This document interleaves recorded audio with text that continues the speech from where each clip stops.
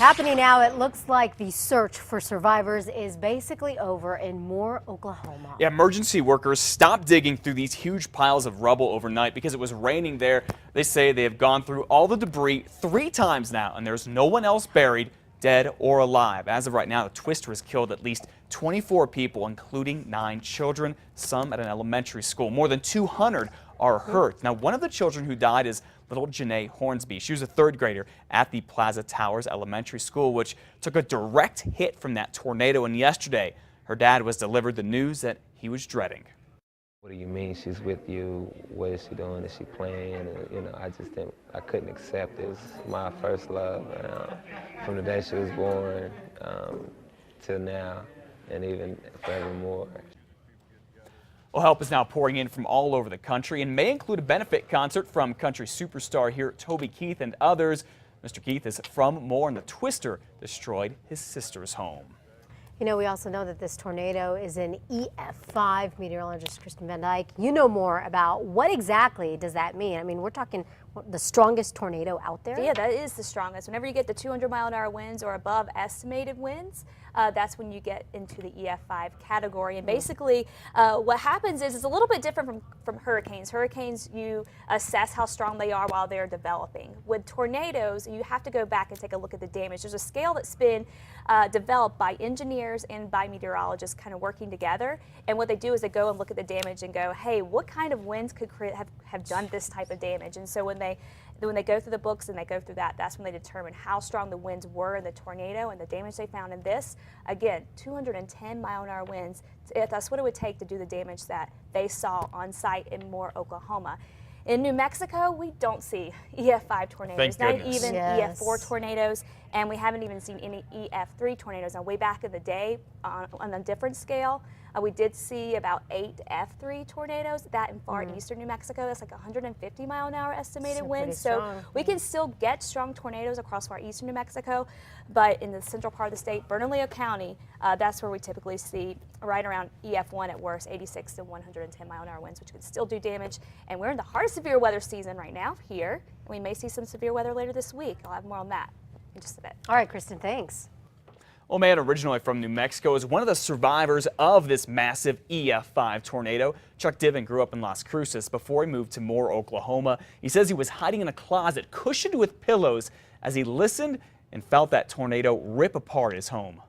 Suddenly I was spun about 90 degrees very violently, and everything sort of collapsed on me.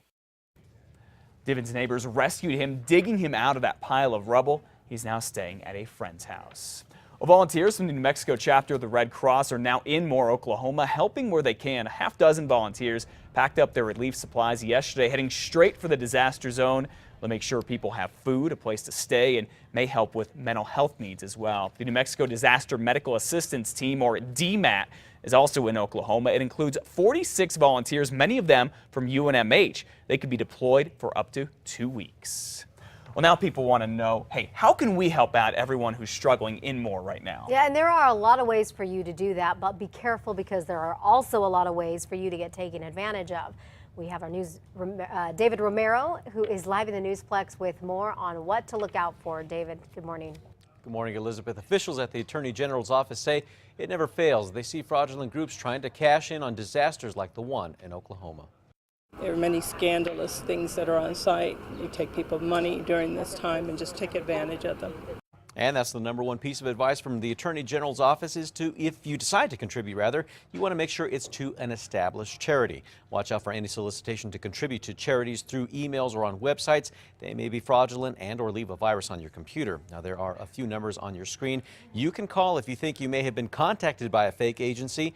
2 are local for the New Mexico Attorney General's office, and the other is a national hotline under the Department of Justice. The AG's office urges people to call at any time.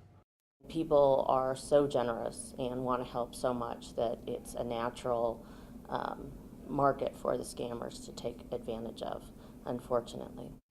Another thing to look out for, some fake organizations also try to use similar names to well-known charities.